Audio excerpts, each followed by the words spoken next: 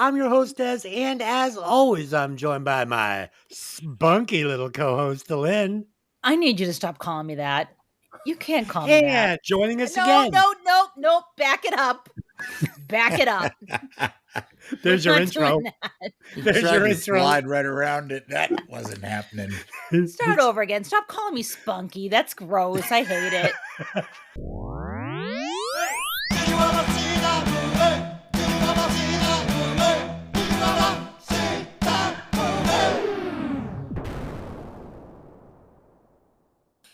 Welcome to Hey, did you ever see that movie? I'm your hostess, and as always, I'm joined by my spunky little co-host, Lynn. I need you to stop calling me that. You can't call me that. And joining us again. No. Back it up. Back it up. We're not doing There's that. your intro. You tried to There's slide your right intro. around it. That wasn't happening. Start over again. Stop calling me spunky. That's gross. I hate it. Yeah, We've that got sounds too 5 much episodes in. like Punky Brewster. She's not 14. I hate it. Okay, well, just you can use that as the intro. It'll be great. Okay. Showtime. Welcome to Hey, did you ever see that movie? I'm your hostess, and as always, I'm joined by my Fantastic. Amazing, awesome, Wonderful, gorgeous striking. little co-host, Lynn. little co-host. And joining us again, the podcast. Line. You're fucking me up, dude. Go. What's your line? It puts the lotion on its skin, or else it gets the hose again. Okay. And joining us again, the podcaster with 1,000 potions, Mikki. Tell me, Senator, when your little girl is on the slab, where will it tickle you? And last but not least, the podcaster packing heat, Tony 2.0. Well, Clarice, have the lambs stopped screaming? Nice. This week, we will be discussing the 1991 horror crime movie, Silence of the Lambs, directed by Jonathan Demme, written by Thomas Harris, starring Jodie Foster, Anthony Hopkins, and Ted Levine. As always, this podcast will contain spoilers, so if you haven't seen the movie, go watch it, then come back and listen to the podcast. If you are listening on YouTube or anywhere, really, please take a minute, stop the podcast, like, subscribe, and share. And if you would be so kind, leave a comment. Helps push the podcast up in the algorithms. Okay, I would like to welcome our new listeners in, let's say, Weymouth, Massachusetts. Welcome. Let's do some opening thoughts. So I hadn't seen this movie in years. I hadn't sat down and watched it. I mean, I've seen it, bits and pieces here and there, but haven't actually sat down and really absorbed this thing. Was it as good as I remember? Let's find out. Lynn, had you ever seen it before preparing for the podcast? I absolutely had. I'm not even going to tip my hat about what I think about it, but yes, have seen it many times before. Like you, had not sat down in quite some time to watch it from beginning to end. So I was really glad that we got a chance to do that with the podcast. Okay. And Mikki, had you seen it before preparing? Yes, I actually saw this for the first time at a press screening before it was released. Yeah, and again, I won't go into what I thought of it, but I've seen it several times since then, but I haven't seen it in a while. And Tony, have you seen the movie? Yes, I have seen it before, and actually I rewatched it not that long ago, which is what brought it to the forefront for me to review. Well, I'm glad you guys brought this to the podcast because it needed reviewing, 100%. Okay, let's do some facts on this one. I've got some good ones, and I'll get us started. So the actress that played Precious was Darla the dog. She was born in 1975, and Darla lived until 1992 before passing away, roughly at the age of 17. She began her film career in the 1985 comedy Pee-wee's Big Adventure in the role of Pink, the poodle. She next appeared in the 1989 movie The Burbs, starring Tom Hanks, where she was Queenie. And her most notable role, of course, was Precious in Silence of the Lambs. And her final role was in 1992's Batman Returns, where she was cast as Ratty Poodle. So there you go. I thought that was something that needed to be discussed. Seeing we're all dog lovers here, and fucking awesome dog. Yeah. So there you go. She's got a And hell of a Hollywood resume. Yeah, it's nice. yeah, and I loved her in The Burbs. Queenie, that dog shits on my lawn again, and I'll kill it. It was fucking great. Number 2, Jodie Foster was not the first choice to play Clarice Starling. The role was originally offered to Michelle Pfeiffer. Pfeiffer felt the subject matter was way too dark and disturbing for her, so she passed on the role. Yeah, And Jonathan she's Demme. still probably sorry about it. Yeah, Jonathan Yeah. Demme, who directed this movie, had just directed Married to the Mob, which is Michelle Pfeiffer. So when Jodie Foster learned that Demme was going to be directing, because Jodie Foster wanted to direct and they wouldn't let her. So when she found out that Demme was doing it, she's like, well, that's it for me. They're going to put Michelle Pfeiffer in that role, clearly. And she thought it was over. So she went to Jonathan Demme and she was like, you know, if anything happens, I want that role. And she got it because Michelle Pfeiffer passed. Thank God. Michelle Pfeiffer was way too pretty to play this part. And you know, Jodie Foster is also very pretty, but I was just saying to Delyn, you know, she was that perfect mix of like pretty and professional. And, you know, it's just, oh man, she really was the only one that could play this part and make this movie work the way it did, in my opinion. Number 3, Sean Connery was actually first choice to play Hannibal Lecter. However, also when he read the script, he found it revolting and he just said no, he wasn't going to do it. And finally, The Silence of the Lambs is only one of 3 movies to win the big 5 Oscars: Best Picture, Best Director, Best Actor, Best Actress, Best Screenplay. Right. So, I mean, come on. This thing's a fucking banger. Delyn, what do you got for facts? You stole my facts about Precious. You stole my facts about Michelle Pfeiffer. Fucking Christ. I'll throw you a couple if you're interested, Dylan. No, it's okay. I have my whole list here ready to go, and he's like listing them off one by one, like he's Captain Research. That's the best nickname I've heard all week. All right. Oh Captain my God. So give us your I leftovers. do have one that, so in the books, not in Silence of the Lambs, but in the book Hannibal, Starling and Lecter end up in a relationship, and it was just like that doesn't work for me on any level. I feel like it works against who Starling is as a person. So for me, that does not work. And I'm very glad. And I have not seen Hannibal, the movie, since it came out. So I've watched Silence of the Lambs more recently, obviously, but I'm so glad they didn't put that into the movie version with Julianne Moore. Cause yuck, that's gross. Totally. Mikki, what do you got for facts on this? I don't have any facts because And Tony, what do you have for facts on this? Buffalo Bill was based on a gentleman, for lack of another term, named Gary Heidnik, who liked to enslave and then have his victims, I guess is the best word, torture each other. And he then ground them up and fed them to one another. So, wow. My God. Tom Harris has got to be a demented and sad character, because he wrote all this good stuff and did all this research. And the loosely based Hannibal Lecter was a combination of Ted Bundy. We all know Ted. And then a guy named Alfredo Bali Trevino, who was a former surgeon, not a psychoanalyst or a psychologist as Dr. Lecter is.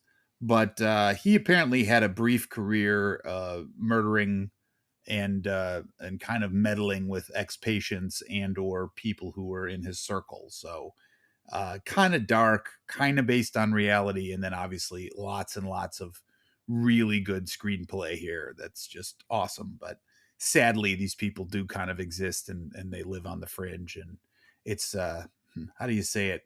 It's, you have to really like it because of the idea that if you're going to write about it and do all that work, and help me too, were there 4 books I think Harris did in this series? I know of 3. There might be 4 though. Okay. Yeah, that sounds more like Saw, you know, like yeah, I was almost thinking it torture. is borderline horror film, because the unspeakable stuff that is done here is definitely otherworldly. It's not. Yeah, like in Saw, that's his gig, right, is making his victims torture each other. So pretty interesting. All right, is that it? You got anything else? I think pretty that's good it for right now. Okay. Okay, so with a box office budget of $19 million and a box office gross of $272 million, this was considered a monster success to the studios. So yeah, there we go. Let's do a quick synopsis and then we will get into this creepy ass movie. A young FBI cadet must receive the help of an incarcerated and manipulative cannibal killer to help catch another serial killer, a madman who skins his victims.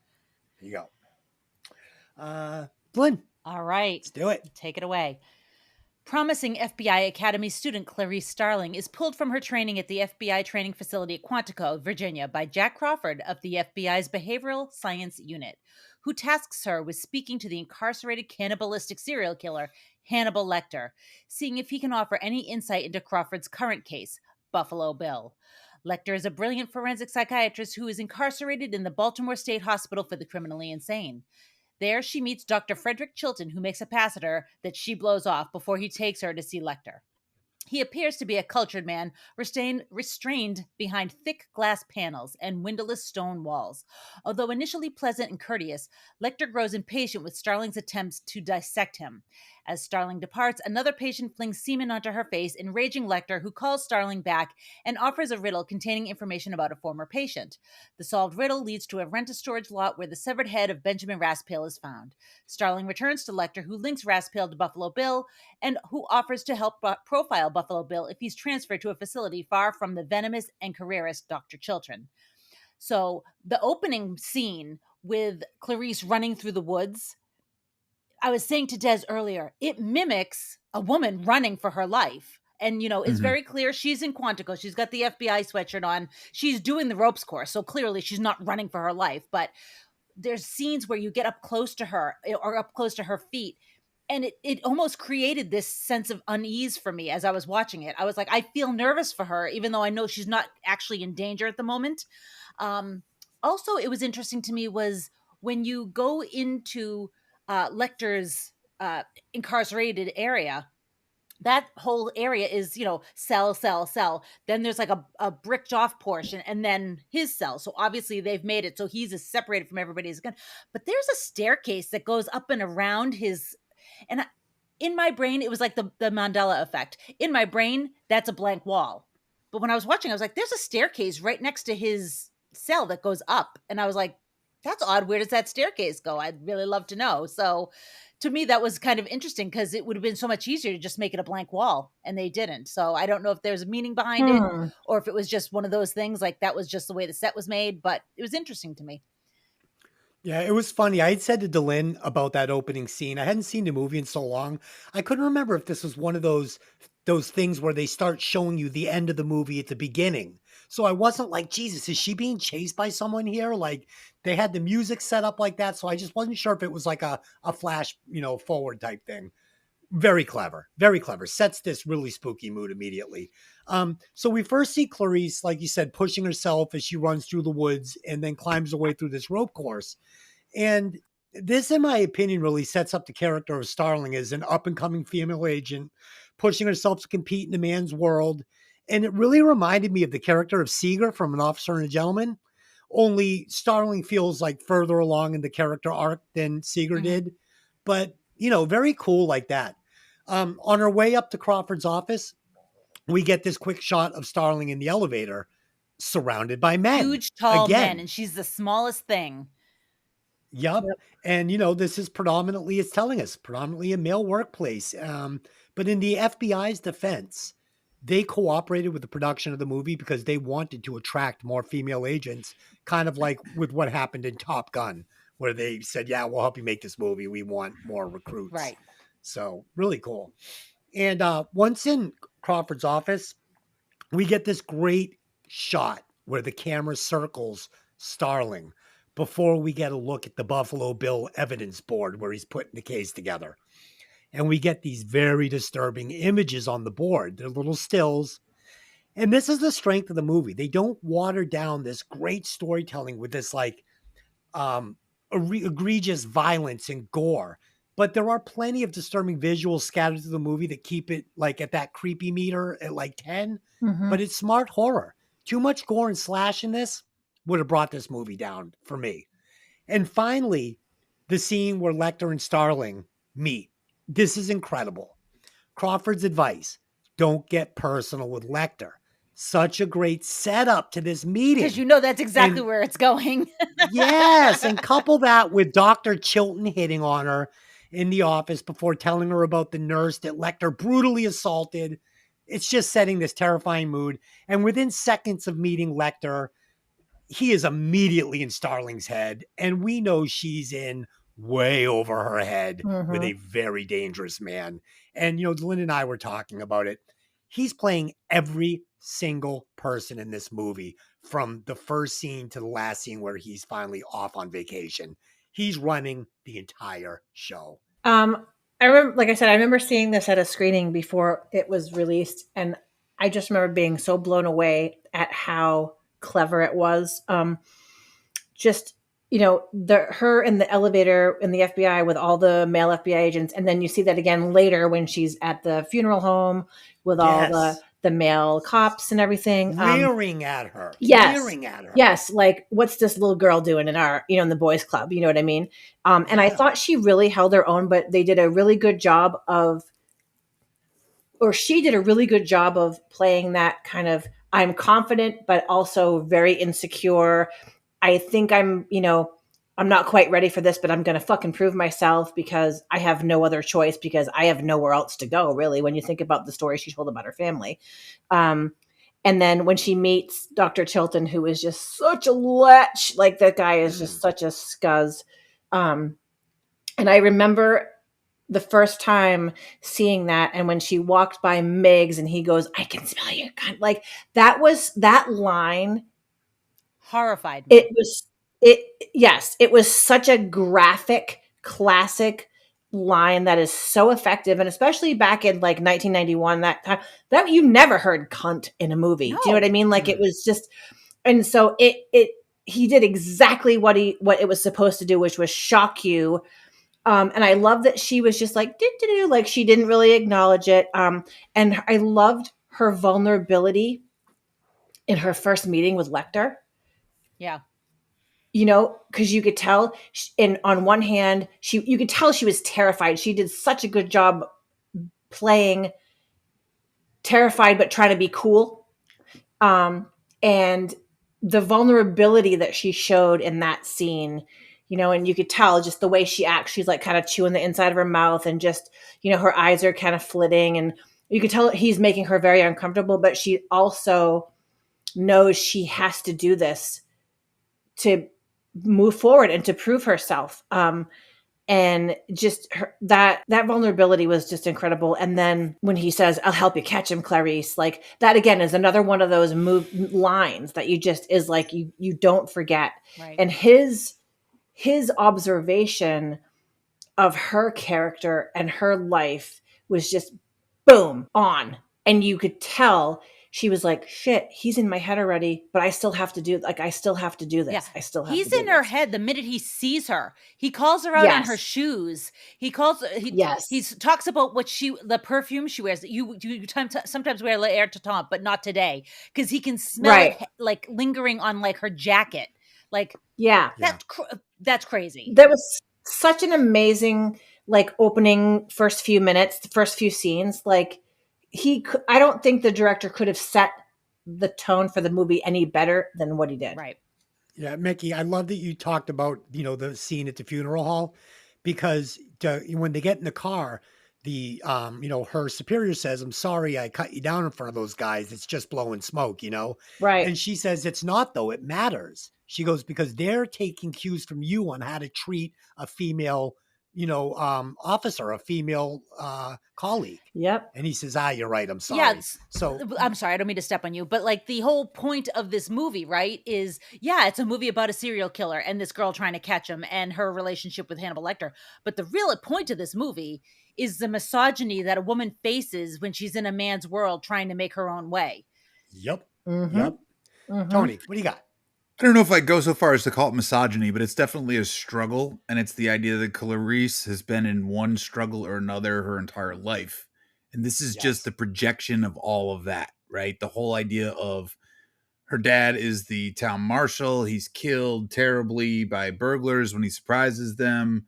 Clarice goes to the ranch with her aunt and uncle. Then she lives in an orphanage. Now she goes to UVA because she's a bright girl. She's a master's degree holder in psychology. She's obviously skilled. She's obviously smart. You know, she's driven. She goes to Quantico and she fights her way to the top. My first impression of her is really striking between Demi and Tak Fujimoto, who is the cinematographer on this movie.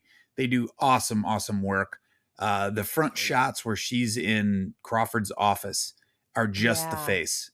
And you can see her. She is femininity and she is disgusting at the same time. She's got bandages on her hands, but she has, you know, diamond studs in her ears and her hair is just so.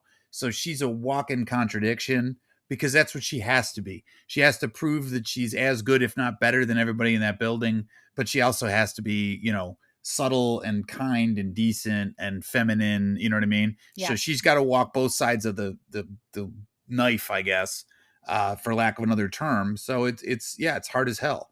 And like you guys made the point, Hopkins as Lecter, he owns her from the moment he sees her. He's standing up straight. You know, he looks almost awkward because he's just so, you know, he's presenting himself. I am here, right? You've come all the way to see me. He knows there's a purpose. He knows there's a reason for this. She's led down this primrose path of, we're just doing a survey. Don't worry about that. And then it's dismissed again by Crawford saying, if I'd given you an agenda, he would have seen through you and dismissed you immediately, blah, blah, blah.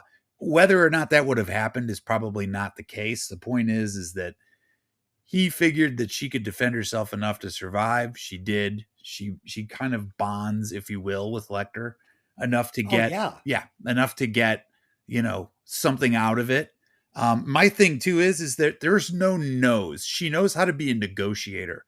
As a negotiator, you never say the word no, right? When he makes that kind of guesstimate on, you wear Evian skin cream and, you know, sometimes wear the perfume, but not today.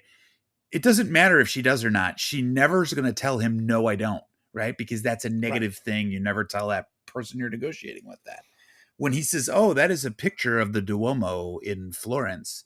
Have you been there? She's never been to Florence, fucking Kentucky, much less Florence, Italy. Right. But she's never going to tell him no. You know what I mean? Because the whole point of the conversation is to compliment him, to get in his graces so that she can try to extract whatever information she needs from him. So, but she's way over her. Oh yeah, and she knows she's swimming in the deep end with the sharks, but that doesn't mean she's going to quit swimming, right? Because Clarice doesn't know quit. You know what I mean? If she's got to lose a leg, fuck it. I got another one. I don't care.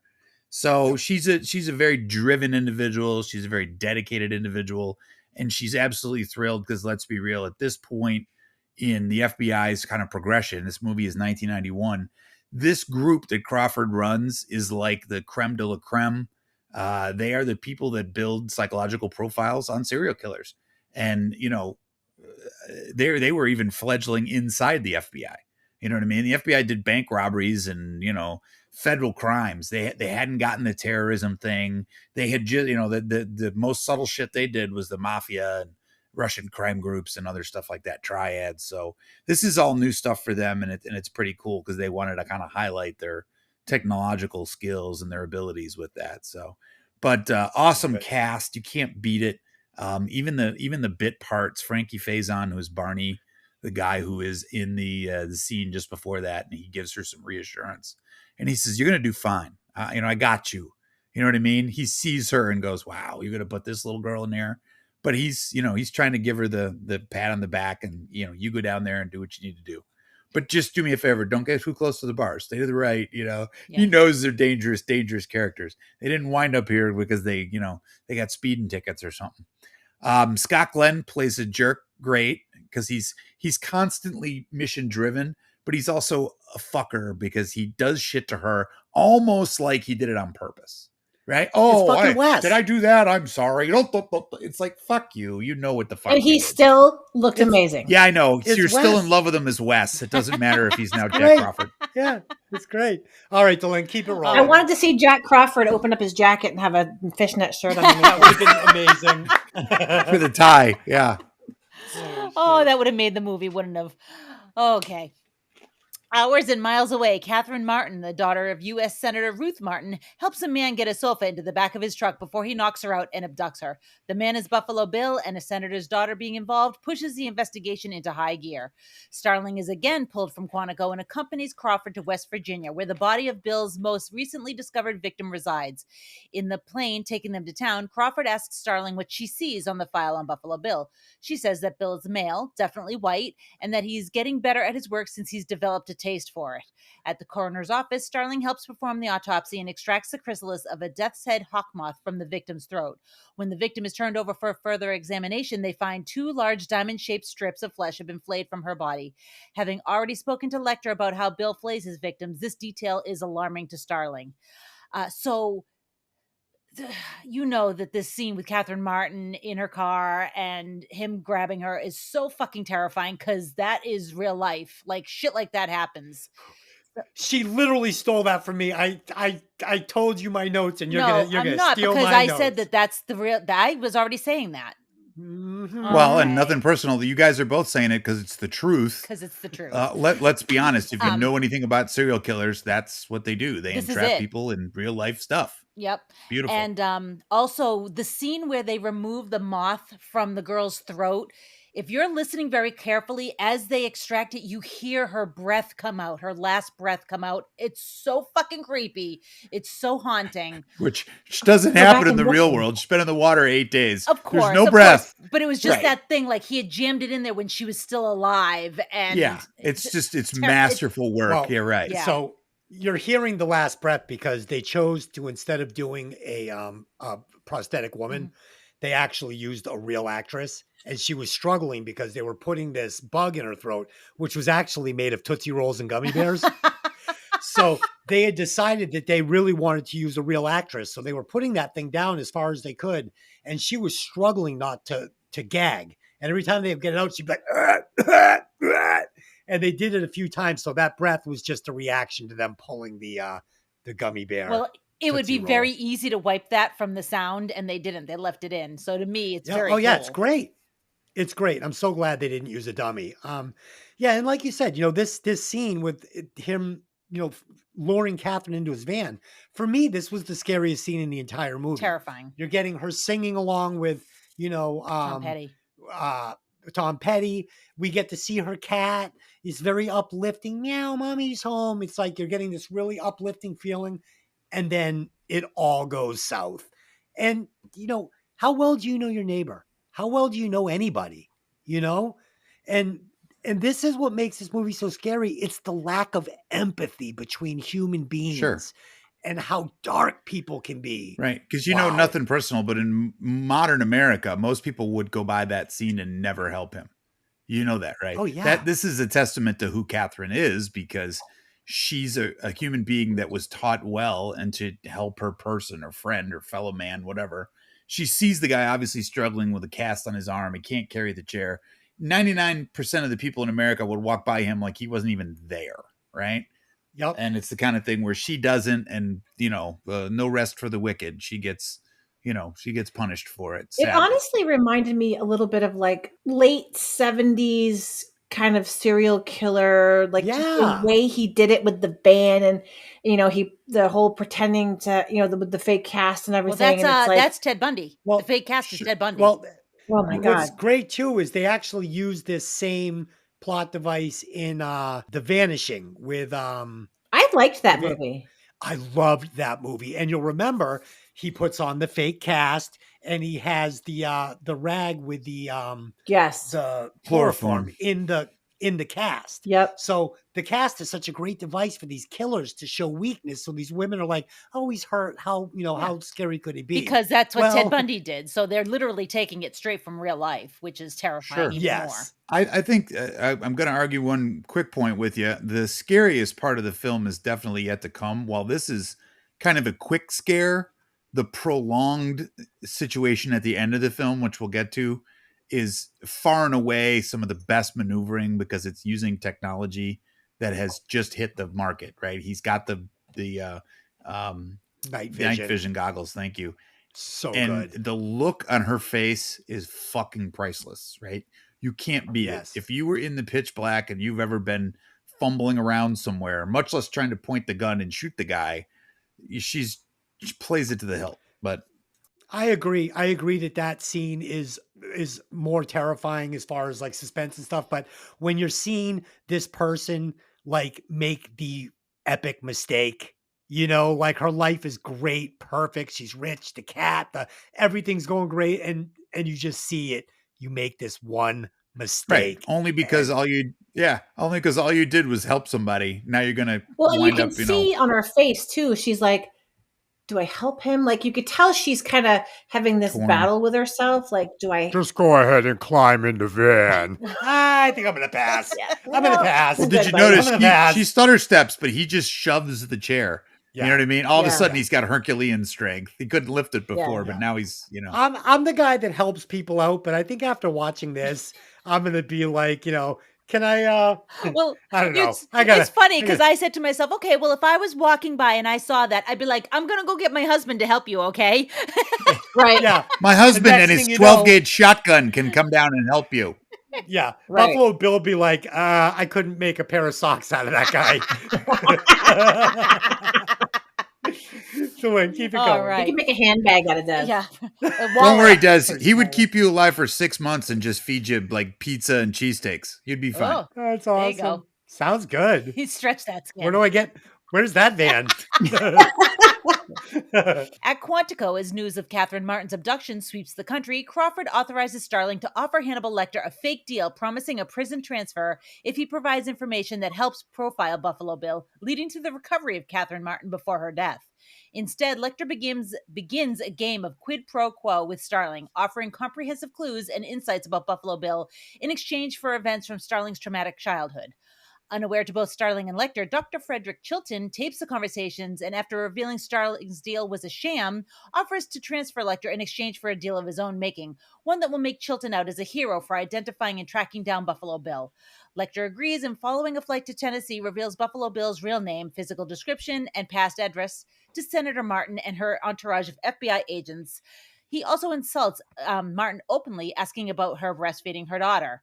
Martin orders Lecter back to Baltimore when he spills Buffalo Bill's identity information. I'm going to back up just a couple minutes. I meant to bring this up. The scene where she finds Benjamin Raspale's head in the storage unit. It is the lighting in that scene is so perfect, is so well done. They purposely make everything in that storage unit dull and brown and dirty. And in the back, there's a gigantic American flag, bright white, bright red, bright blue. Like you see that thing from a mile away. You know she's heading towards it because it's attracting your eye. It's attracting her eye, right? Mm-hmm. Then the lighting when she's in there and she turns it onto the mannequin that's missing its head. And then she turns it onto the red covered cloche. And the light is reflecting back onto her face red. They did it so well. It's so perfect. It conveys everything so well. I watched it like 3 times. I kept backing it up and watching it because the way that they played the flashlights, everything about it. So like the lighting in this movie and also the music in this movie, they went out of their way to use this fantastic score. But the places where I noticed it the most is the places where it wasn't. When they stopped using music and it was just silent. That was almost more impressive to me because it really made you pay attention to what was being said and who was on screen and what was happening because the music was just taken out of it completely. And I found that That's how I felt about the gore in Yes. this. Like I noticed it more when they weren't showing it to me. Yes. Yeah. Absolutely. Like before they flipped the girl over, the police are all looking and we're just seeing the police faces. Right. And we know they're looking at something horrifying. Absolutely. We need to see Yeah, it. you never see the gunshot wound that they talk about because Starling says there's a gunshot wound, blah, blah, blah. They never show it. You just see a very close up of her face when they're taking the pictures of her teeth. And then, of course, you see her from the back so that you can see those wounds on her back. But that's all you see. And you see her hands with the broken fingernails. But that's it. You know what I love? I love the guy that played the mortician. Yeah. Yeah. Like, He's I a love that guy. He plays like a little weirdo in it. he's a classic But he's awesome. actor who's been around for years named Tracy Walter, and he's in a movie I named love him. Repo Man, which is one of my favorite films ever. I was just gonna say that you were talking about the casting of this. Even the fucking two bug PhD guys Perfect. are They're perfect. absolutely, yeah. He goes, shut up. Yes. That guy doesn't have a PhD. Like he's less of a human. Yeah. Right. Yeah, they are. They're Mickey, wonderful. go ahead. That scene, this scene in this movie is one of those scenes that will always stick with me when Catherine is in the well or wherever she is in his lair, as Tony called it yesterday, his lair. It's truly a lair. By the way, what a fucking cool place. Like, that house must be huge. Do you know what I mean? Like, it just looked endless. Right. But the scene where she is looking and she sees the fingernails stuck in the rock and all the my God, that is terrifying. As a woman, it is absolutely one of the most terrifying scenes I've ever seen in a movie. Just the thought of it's the idea of the punishment or the idea of the fear, not the fear itself, which is so scary. Yeah. And absolutely. Wondering, like, where are these women now? You know what I mean? Like, where are these people now? And did any of them get out? Do you know what I mean? Like, no, they're all parts of the suit. They're all. No, but I'm saying, we know that she doesn't. Yeah, Catherine doesn't. But like, I'm thinking, like, as a woman, if I was in there and if I saw that, oh my God, I would lose my. Like she did. She lost her fucking mind. You're drawing that conclusion. Screaming. You have to know that there's no one else that's gonna get out of this. There is no way out. That's the whole idea. And then with Lecter, when he was on the dolly, like, it was so. They did such a good job of making you terrified of this character. Do you know what I mean? Like, I don't even remember what scene it was, but someone, and I think it was Jodie Foster's friend, said they don't have a name for what he is. And I think it was her friend that said that. I don't remember who said it. She actually says that. The deputy says to her, is it true that what they're saying, that this guy's some kind of vampire? And she just looks at the cop in Memphis and says, they don't have a name for what he is. They do. The difference is that she knows she's dealing with a guy who just called him a vampire or something. So he's not 100% there. That was just such a cool line, because it just reinforces that everyone involved with him knows but doesn't know what they're dealing with this person. He's a cannibalistic serial killer with a PhD in psychology. He's like a fucking super villain. Right. I mean, that's exactly he's the devil. Right. That's exactly why he gets the accent and the whole 9 yards, because he's panache, he's debonair, he's intelligent to a genius level. This is like Frasier with a cleaver, you know?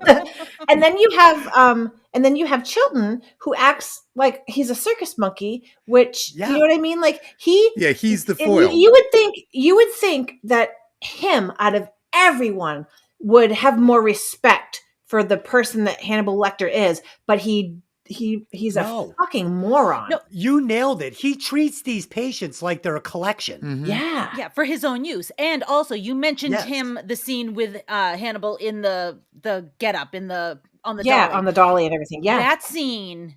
As soon as Chilton is done chiding him, like laying on his bunk and making fun of him, and he gets up and he leaves that fucking pen on the cot, and you watch Lecter's eye go to it, and he is just staring at that pen with laser focus while Chilton is talking behind him, like mentally making sure that pen does not move, because he's about to put it in his prison wallet and take it with him to Tennessee.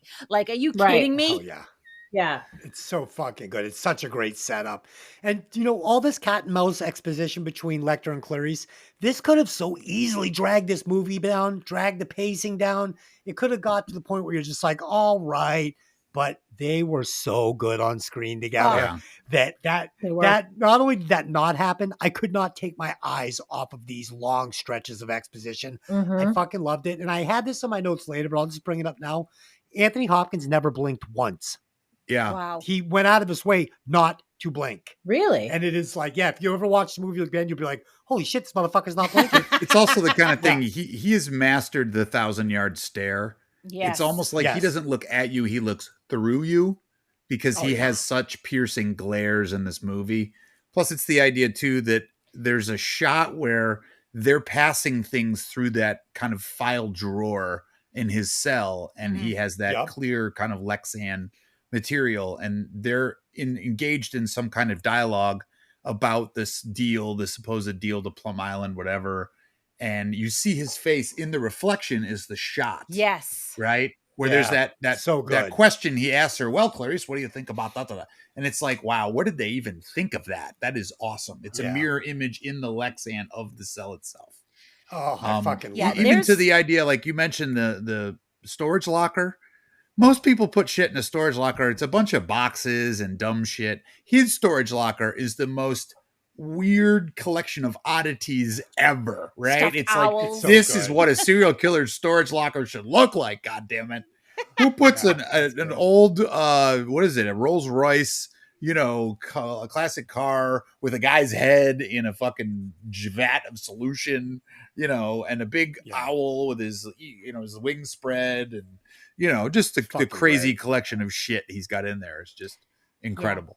There's a part where Hopkins, and I forget exactly which scene it is, but he's talking to Starling, and she finally kind of catches on to something that he's saying, and he goes, yeah. And every time he does it gives me chills every fucking time. Yeah, his sarcasm is beyond compare, because the guy that wrote those lines didn't know he could find Anthony Hopkins the skill to deliver them in that way, right? It's one thing to write That's the right. words. It's another thing to get them across on screen to make it memorable. Yep. Exactly. Yeah. As the manhunt begins, Starling travels to Lecter's special cell in a local Tennessee courthouse, where she confronts him about the false information he gave to the senator. Lecter refuses Starling's pleas and demands that she finish her story surrounding her worst childhood memory. After recounting her arrival at a relative's farm, the horror of discovering the lamb slaughterhouse, and her fruitless attempts at rescuing the lambs, they screamed as they were being slaughtered, a memory that has haunted Starling her entire life. Lecter rebuffs her, leaving her with her case file before she's escorted out of the building by security guards. As she reaches for the file, he touches one of her fingers. Later that evening, Lecter escapes his cell, his two minders distracted by having to move his sketches and tricking them into approaching him too closely. The local police storm the floor, discovering one guard barely alive and the other disemboweled and strung up on the bars of Lecter's cage like an angel. Paramedics transport the survivor to an ambulance and speed off while a SWAT team searches the building for Lecter. The team discovers a body on top of the elevator car, but the survivor in the ambulance peels off his own face, revealing it's actually Lecter in disguise. Happy Halloween! He kills the paramedics and escapes to the airport. This scene is fucking amazing. It's the twist you never saw. Like, nobody saw this coming. I mean, granted, if you read the book, you saw it coming, but I never saw this coming. I saw it, and it blew my little tiny teenage mind when I saw this. I didn't even understand what I was seeing. I was like, what just happened? I'm confused. Same. I thought he was on top of the elevator. Nope, he's not. Peekaboo. Yeah. So when they brought him in there, he's looking at that hatch. Like when they first bring him to that cell, he's looking at that hatch in that elevator. He's got this whole thing planned out fucking 25 minutes ago in the movie. He's already like, it's amazing. This is my favorite interaction between Lecter and Clarice, for the simple fact that he touches her. Yeah. Like, and the way in which he does it. Touches her. Because it's so subtle and so small. It's so subtle. Right. It's so gentle, and it's such a slow burn that we've got all the way up to this till him. He's kept pushing the line back a little further, pushing it back a little further with her until finally he's able to touch her. And it just shows you he is in complete control. Right. He should have never touched her. It's amazing. And this escape scene gives us a taste of that ultra violence I told you that we've been missing throughout the movie. It had to be in this movie. You couldn't do Silence of the Lambs without at least one ultra violent scene. So I'm really glad we got it. But it's still restrained, which I find, really refreshing, because it's the indication that violence is happening without it like you're watching him hit this guy, but you don't see it. You just see, and you're hearing classical music, and he's almost using the baton like a maestro would use their fucking. Right. He's conducting the symphony, if you will. Yeah. Yes. Right. And also, I did not have to suspend my disbelief one bit on his escape. Well, because all right. how are you going to get it? Well, I'm going to fight you. know what I'm I going to mean, fight you within for a reason. minute on that one, but here's the deal. It's necessary. Within reason. It's necessary to the plot, right? Yeah. But they were clever enough to write it to where it wasn't like you're like, oh, bullshit. That's right. bullshit. No. I'm not taking away from the film. My point is this, is if you're doing a wonderful prisoner transfer at an airport and the next scene is like the gym it looks like an exhibition hall or whatever the fuck room it is, some office building or some dumb shit. We have a wonderful place that's very high security. It's called the fucking prison. Okay. He goes to prison is where he goes.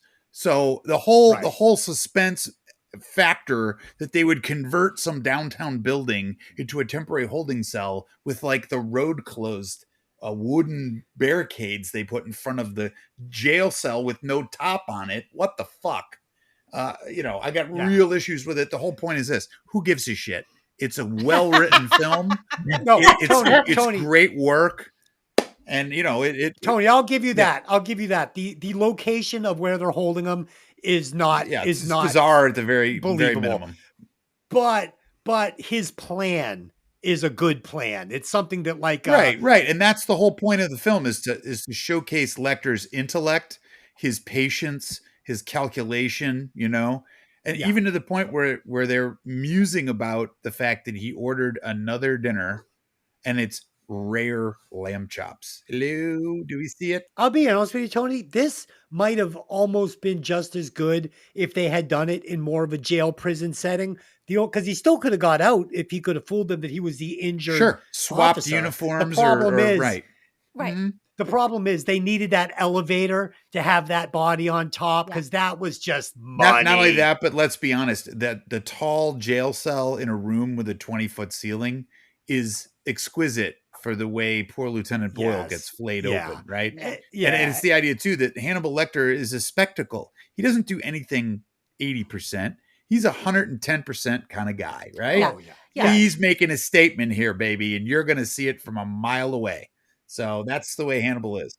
Sorry, I'd also like to call out that when Starling goes to see Lecter initially, Chilton says to her, you can give him soft paper, no staples, no paper clips, nothing like that, no pencils, nothing, just soft paper. She's like, gotcha. So they bring him his meal. It's on like a ceramic plate with like a knife and a fork and a glass fucking thing of salt and pepper. It's like, what the fuck are you doing? On a metal tray that would be a wonderful weapon. Yeah. He could construct like a fucking... He'd be like MacGyver with that shit. He could build a rocket that would take him to the moon with that. Exactly. He could have flown out, He's got he's built a gas chainsaw out of that fucking dinner. I don't think the people in Tennessee knew the extent of who they were dealing with. But Chilton is the one that brought him there, and Chilton is there. Yes. Not only that, but you wanted Chilton's people. Chilton's so into himself and what he can get from this. He's not. Let me give you a classic, Mick. They do have an idea. Brushy Mountain State Prison is not for the fainted of heart. That is the repository of the worst of the worst of the worst, which is supposedly where he's going to be going. Okay. Nice. To the idea of maybe they did, maybe they didn't. My point is that it's expressed to the plot of the film, and it's Lecter. You've got to just appreciate it for what it is. Right. You know what I mean? I love the story though when he's talking with Clarice and she's admitting to him like her worst childhood memory. That was such a powerful scene. Like that was probably to me the most intense scene between the two of them. Yeah. And I even have in my notes the finger brush when she grabs the notebook is so telling because that he may think she's a bumpkin or simple, but he's also really into her. Yeah. Oh yeah. I think he finds her vulnerability. I think he finds her vulnerability charming. And I think, I don't know. I love that finger brush. Like it was just so Yeah. It was awesome. Even to the point where she says to Ardelia at one point when they're back in Quantico, he won't come after me. I can't tell you why. It would be considered rude in his code of ethics. Yep. But she also can tell she's nervous. He says it. I think at one point he says, the world's a better place with you in it. I like you. You're fun, you're driven, you're exciting, you're cool. Even if it means you have to hunt me, I don't give a shit. I'm good. I'll run. Yeah. What's that syndrome that hostages get from Stockholm. their captors? Stockholm. Yeah. Yeah, Stockholm so syndrome. she almost is suffering from a little bit of Stockholm because he's mentally like almost holding her captive, and she's kind of like charmed by him to the point where it's like, sweetheart, don't get it twisted. If you two were alone somewhere for 45 minutes, he wouldn't be able to control himself. He would kill you and eat you up. Well, You I know, think too, she understands he's the key to her success because she's put a lot of stock in the idea that he's going to help her find Buffalo Bill, save Catherine, whatever, And he advance her does. Right. career. Right. But But it's to the yes. idea that the only reason he does that is because I think he thinks Clarice is neat. You know what I mean? And that's Yeah. the wrong verbiage, but No, he does. He Yeah. thinks she's neat, but at the end, she just says to her friend, he wouldn't come after me. He likes me. It would be considered rude. And though he thinks she's neat, just like a cat thinks a mouse is neat, when they're done playing, they will eat it. right. And he would eat Yeah. her. If it was coming down to him being caught or him being free, I'm sure he's going to take her as a casualty of war. And that's the way that goes. After being notified of Lecter's escape, Starling pores over her case files, analyzing Lecter's annotations before realizing that the first victim, Frederica Bimmel, knew Bill in real life before he killed her. Starling travels to Bimmel's hometown and discovers that Bimmel was a tailor and has dresses with templates identical to the patches of skin removed from Buffalo's Bill's victims. Realizing that Bill is fashioning a woman's suit of real skin, she telephones Crawford, who is already on the way to make an arrest, having cross-referenced Lecter's notes with John Hopkins Hospital and finding a man named James Gum. Crawford instructs Starling to continue interviewing Bimmel's friends while he leads a SWAT team to Gum's address in Calumet City, Illinois. Okay, I'm going to stop here because even though my notes keep going, I want to talk about this. This scene, holy shit, where you've got the simultaneous thing of them, Hitting ringing the the house in doorbell, Illinois. and Yep. she's there, and she's ringing the doorbell, and you have no fucking clue. You think it's them. They got me It's- so good with this. It's an Like, awesome mind yeah. fuck. Yeah. It's absolutely. so good. It's a masterful misdirection. So good. And that's what's so great about this fucking storytelling in this script. Even So the fucking look on good. Ted Levine's face when the doorbell goes off, he's like, He "What goes, the "Huh? fuck? Huh?" Who the hell's ringing my bell?" Like it's a huge problem, you know. Either that or no one's got ever rung his me- doorbell. I know. They got me so good. I 100% believed they've got him. They're there. And she's just going to, I had no clue. No clue Same. Yeah. until he opens the door and it's her. I'm like, oh no. like Yes. you shit your pants for her because you're like, oh my That's- God.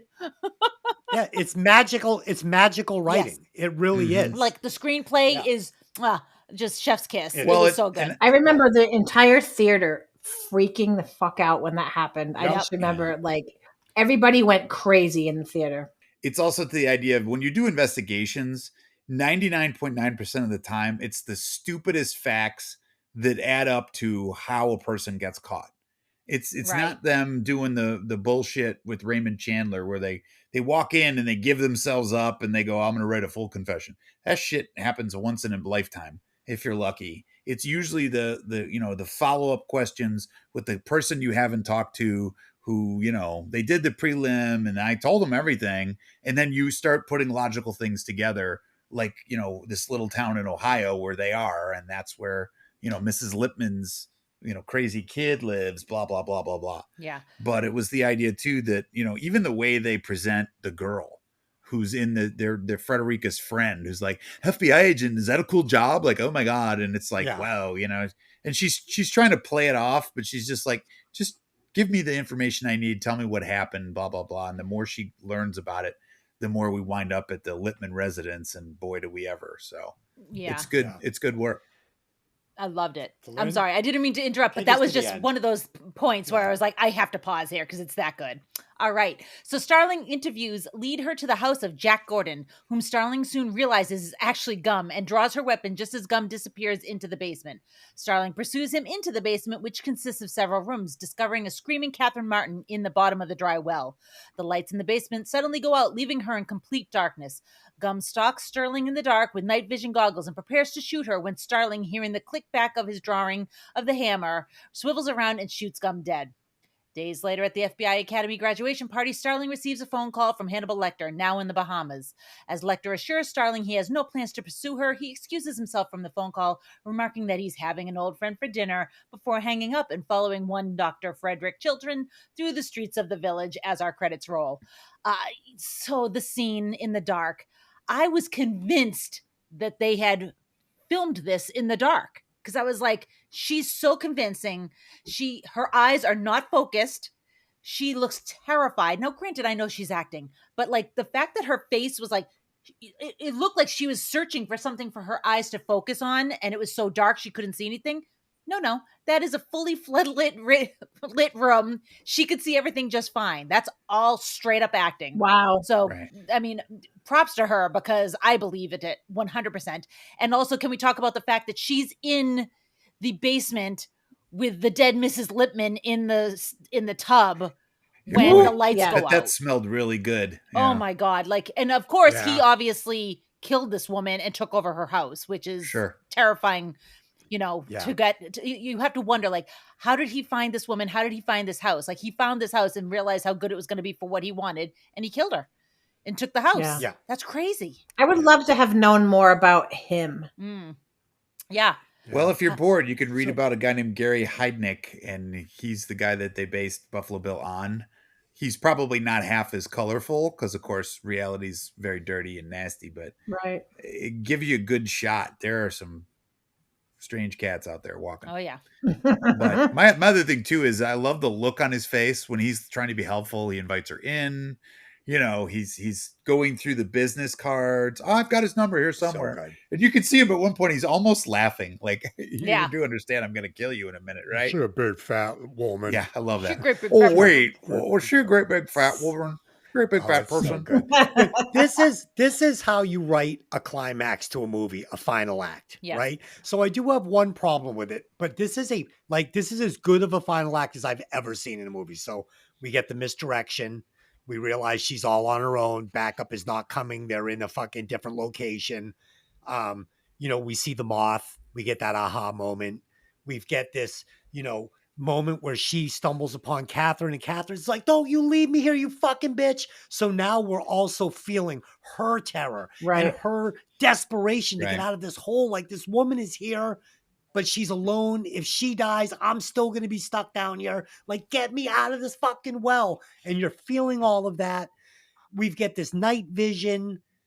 We see that Bill could kill Clarice. He has her lined up with the night vision on, but he slow plays it. Cause like I said to Delynn, he's not afraid of No. her. She's a woman to him. She's a toy. She's nothing. She's beneath him. He's not afraid. And he pays the price because, she hears the click, she turns around and takes him out. For this to be a perfect ending to this movie, she should have shot him. And, we get that close up of him on the ground, and he kind of looks a little bit like a bug with the fucking glasses, and it should have just gone black there. And that should have been the movie. Instead of like him calling her to graduation, like, how did he get the number? Like, hey, this is Hannibal Lecter. I think it's Clarice. Hold on. Clarice Starling, Hannibal Lecter's calling from Italy.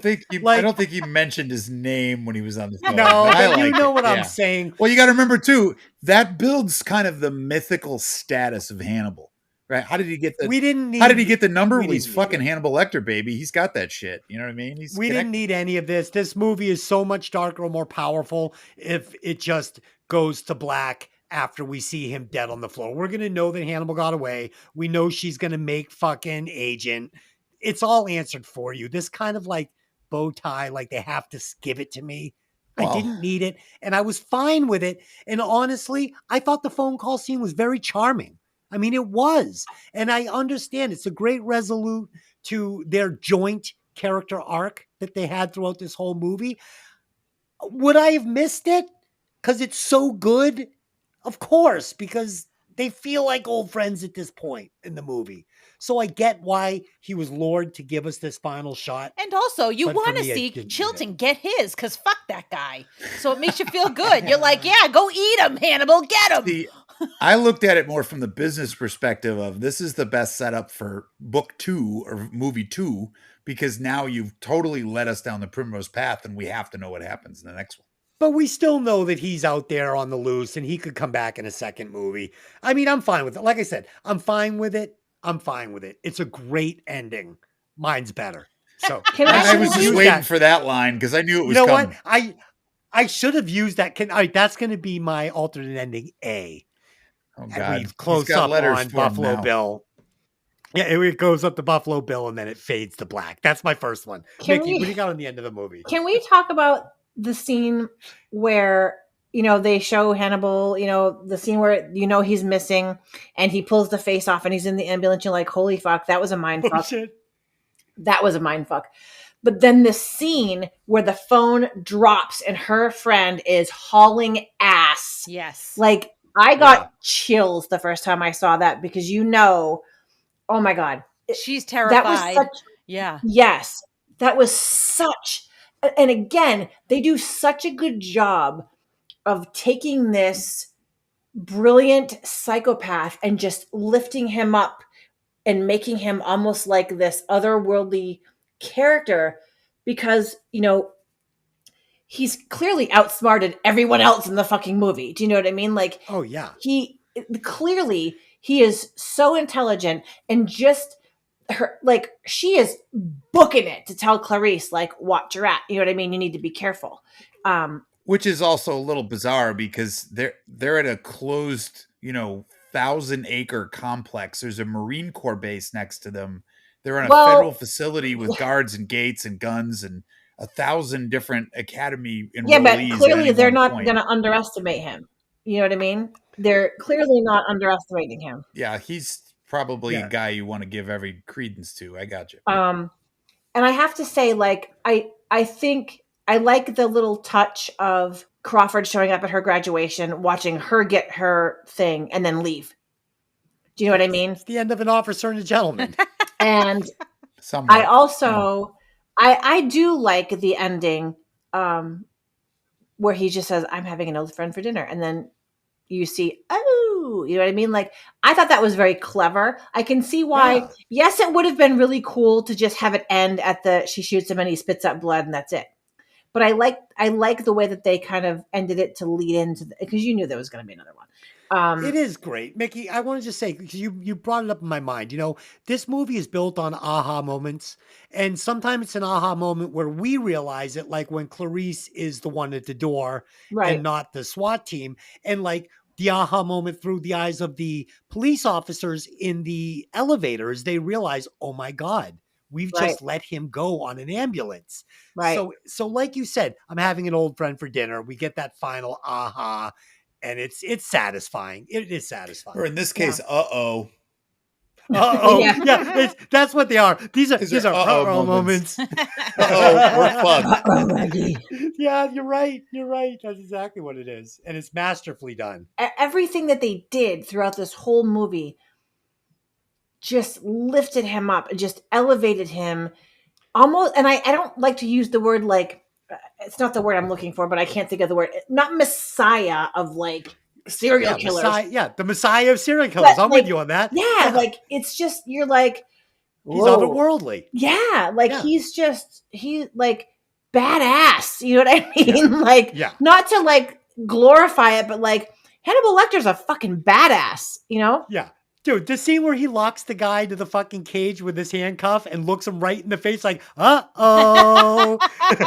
Like, it's like, oh, the other guy's like, oh, he's like, okay, I'll be with you in a moment. Cut your face off. Yeah. And like you said, also just one more thing, like saying he's this godly figure. How did he get the cop way up on that fucking cage, all sprawled out like Jesus, like in the crossform, which was heavy-handed fucking imagery, which I thought was amazing. Yeah. But you have to ask, how did he get him up the same there? way Buffalo Bill got those women up and down that dry well? No, I told you, he put him in that little bucket. Okay. He's lowering Catherine Martin down in the little tiny blue bucket. Yeah, okay. In the little blue bucket. Tony, what do you got on the end of the movie? I think we've pretty much hit it. I mean, I'm content. I think so. Yeah, I'm content with the way it went because I think it does a great job of tying up some loose ends as well as setting up the storyline for the next iteration, if you will, of this. It's also the idea that, how do you say it? You never cheer for Hannibal. However, you respect his abilities, right? As fucked Yep. up in the head as Hannibal Lecter is, you're almost drawn to him because he is highly charismatic. He's extremely influential. You know, he has a certain, I don't know, flair, I guess is the word. Je ne sais quoi. Yeah, Yes, no, Tony, don't, you're nailing it. I mean, I don't speak that's French, what's but so yeah. brilliant about it. But it's the kind of thing where you almost kind of have respect for the guy, even though he's deranged and crazy. Just like, you see Clarice in her awesome sense, and you see kind of her, how she has to fend off all this other crap in her life. So it's the trade-off in both of those characters. But I think the ending, there are a couple other ways you could do it, but I think American audiences really like to tie up all that shit with a bow, if you will, and that's kind of what they decided to do. Yeah, no, And you've nailed it. That they do like that. Americans love a big ending. Can I ask you guys? I did not read the book, and I don't remember if it was discussed in this movie or if it was one of the sequels. But how did they catch Hannibal in the first place? I don't remember. Did they ever say? So you just see it in the microfiche that Starling's looking at, and Jack Crawford was involved with it. So right. Oh, okay. Jack Crawford did the profile in, I think it was Red Dragon. You realize at one point Lecter is injured in fighting off the police who have come to apprehend him. And he is actually, I think he's shot with an arrow or something weird, because he has a lot of artifacts that are like weapon based in his home in Baltimore prior to his capture. And in that exchange in Red Dragon, Edward Norton's character tells him, hey, until I shot you with that or threw that spear at you or whatever the hell it was. It's a so odd way of going, but he basically injured Lecter enough to the point where he could no longer flee. And that's how they capture him. But I'm saying, how did they know it was Lecter? Do you know what I mean? Well, you got to remember, most of Lecter's transgressions are with people that link directly to him. Patients. Oh, okay. He's not going after transients here. You know what I mean? He's got a definite affinity. If you ever read the books, there's a weird, Thomas Harris has got to be a fucking out there kind of dude.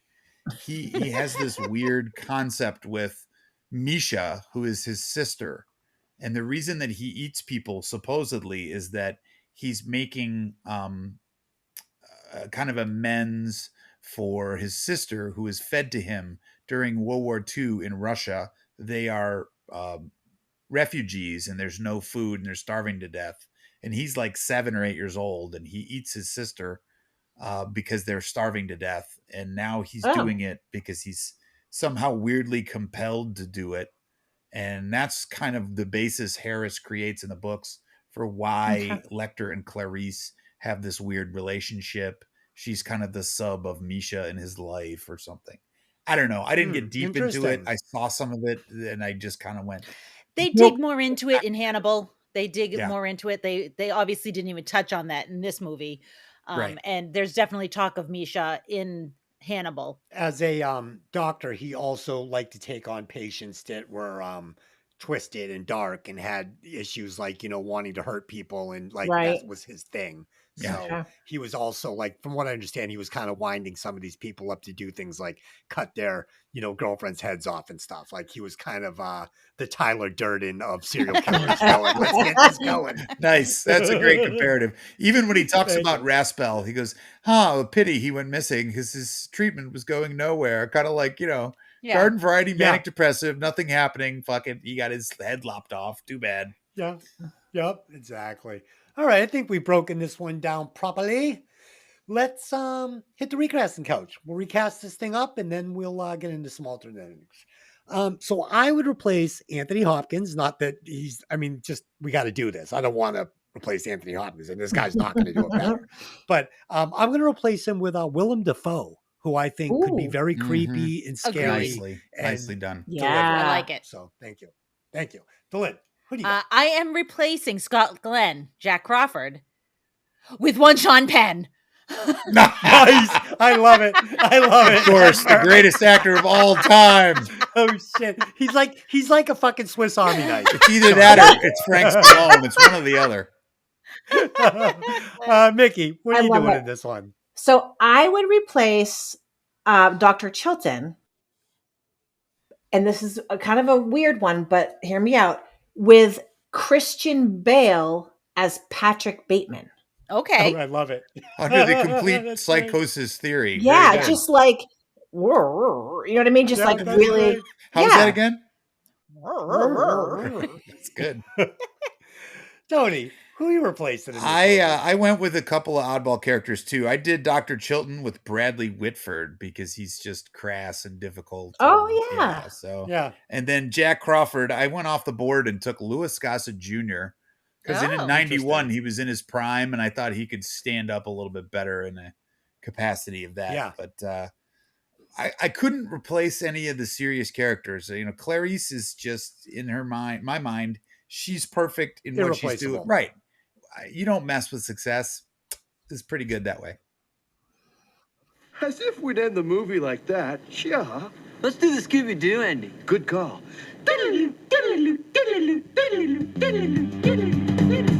All right, now it is time for our alternate endings. And I've got a good one for you today, kiddies. So gather around the radio and let Uncle Des spin a tale. Okay. that's not creepy. Wow, we're doing silence in the Wow, fucking we just lab. went back to the 40s. I like it. We Holy did. We shit. did. Okay. While Starling and Buffalo Bill are stumbling around in the dark, Bill makes a misstep and falls into the well, hitting his head. Starling shoots out a window and runs to the well, where she witnesses Catherine and Precious savagely killing and eating Lecter. Lecter. No, Bill. Bill. Lecter calls and so let me hang on. So he falls into the well. Catherine kicks his ass, starts beating him to death with a blue bucket, and Precious is starving. So he's eating fucking Bill as she's killing him. It's wonderful. Later, Lecter calls Clarice and suggests she sleep with one eye open for the rest of her life. Then he says, "I'm just kidding. Sweet dreams." And he hangs up. And that's the end of the movie for me. Dwayne, what do you got? All right. So in my rewrite, Lecter decides to actually go after Clarice. He does not call her and say, "I'm not coming for you." He decides to go after her.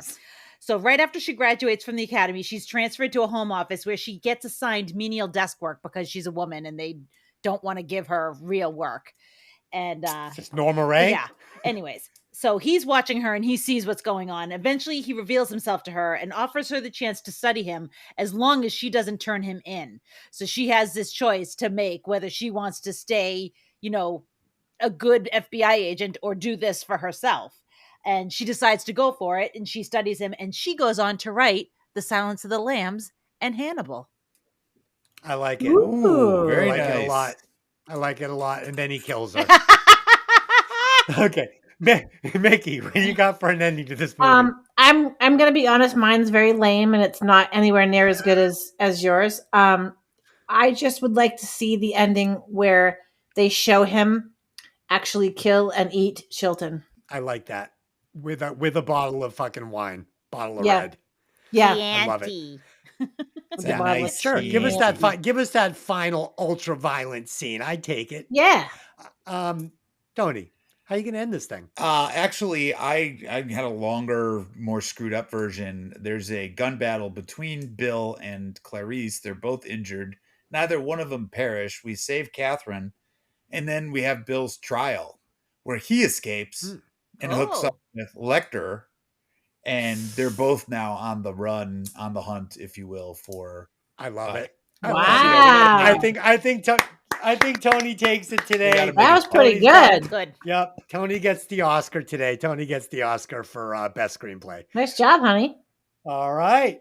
See what happens when we put a little effort into these alternate endings? We come up with something good. Dave had a great one for Star Wars. I loved his for Star Wars. It was so good. Okay. Let's do some final thoughts and we'll score this thing and we will bank it permanently into the archive. So this is not really my jam of movie. This isn't something I'm going to go out of my way to watch. I don't really like horror movies, but I cannot deny how well this thing was written and how brilliant the acting was. I honestly can't find a single hole in this movie. I couldn't find a hole. So it's a 5. I mean, it has to be a 5. I can't give it any other score. Lynn, what do you got? I mean, there's a reason why it won all those awards. There's a reason. It's not because it's a shitty movie that just like Right. and it rides the line between horror and thriller and mystery and Mystery, detective. yeah, there's so much here. If you like true crime, you're gonna like this. If you like horror, you're gonna like this. If you like any like thrillers, you're gonna like this. Like it's just If you like rom-coms and comedies, you're probably not going to probably not. That's probably not your cup of tea. But I mean, if you want to buy into the romance between Lecter and Clarice, I think it's gross, but maybe that's for you. I don't want to judge. Sure. You know, Yeah. I'm gonna give it a 5. I can't not. I can't. I Yeah. just can't. You can't. Mickey, what do you got? Is this a 5? I'll tell you, like I said, I saw this kind of before it was released nationwide. It blew me away so much that I actually saw the press screening, obviously for free, that that when it came out, even though I worked for a theater, we couldn't get like free tickets to see it because it was so big. So I said, fuck it, I'm paying for it. It was so good. You just It had was to see such it a good again. film. Yeah.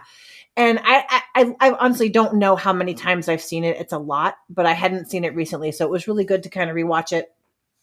Hannibal Lecter is one of those characters that he is timeless. Like, you know, I think you could watch this movie in another 30 years and still be fucking blown away by it. Right. I think Jodie Yes. Foster was amazing. And Anthony Hopkins, like he was this film. So I give it a 5. Perfect. And Tony, Well, I guess it's up to you. pressure's really on here. I did ding it for a few things that I just kind of scratched my head and said, why the fuck would you do that? Good. But they're all explicit to the plot because we need to further this character. You guys hit all the high notes. I mean, the incredible use of light and shadow, awesome cinematography, great cast, awesome script. I mean, you can't beat it. You know, it won the 5 awards because it was the shit, and it still is. It's held itself up very well. You know, regardless of when it was made, it's still, you know, pertinent. Plus, it's the idea that all of them are pretty quality. I mean, it doesn't matter what book in the series you're making the movie on; they all came out well, even with other players. But so it's a really strong series. I'm not going to give it a 5. I'm going to give it a 4.73 because I 4.7. ding it a little bit for some of the scratch your head moments, but it is an incredible piece of cinematography. I mean, there isn't Cordell in there, but other than that, that's an inside joke Yeah. with my wife. I'm fine with it. I don't like to water down our perfect movies that we already have. I mean, out of 100, I think we have what, 5? 1, 2, 3, 4, 5, 6, 7. We have 7, and I'll bet you $1 million that this movie, like, give one of the 7, just because I want to see like what's better than Silence of the Lambs in our 5. Go ahead. The Matrix, Yes, Star Pretty Wars, good. Man, Yes. that's pretty good. Beverly Hills Cop, I'm gonna Yes. Really? I think so. Okay. Yes. Galaxy Quest, one of my favorites of all time. I Yes. can't deny. Yes. It's better. It's Lethal better. Weapon 4. No. Yeah, maybe Maybe not. not. That might be a what's the nostalgia choice, but Okay. It was a great go movie. with Go the ahead. thing, the thing from the 80s. No, this is better than The Thing. For me, No, better horror. This is better horror. no, I than don't The think Thing. so. I think Better the acting, key, better the writing. key too is that The Thing is truly a horror movie. This is more of a suspense drama horror. Yes, it's combo, definitely different. hybrid. And then Yeah. Ghostbusters. So this movie, when you do out the math, it is actually number 3. So Deadpool is also All right, above Des, it. I got a question for Oh, you. man. Yes. You have 3 movies to choose from, and only one can survive. Neighbors, Staying Alive, Yep. License to Drive. License to Drive. License to Drive has got. I mean, it's License to Drive. It has to survive. License to It's Drive like a has to rap. survive. That's License a to t-shirt. drive, gotta survive. Yeah. I mean, that movie's fucking magically bad. I love Magically bad. it. Whereas Yeah, I Staying love Alive it. is I just love it. bad, Oh, not God. magically bad.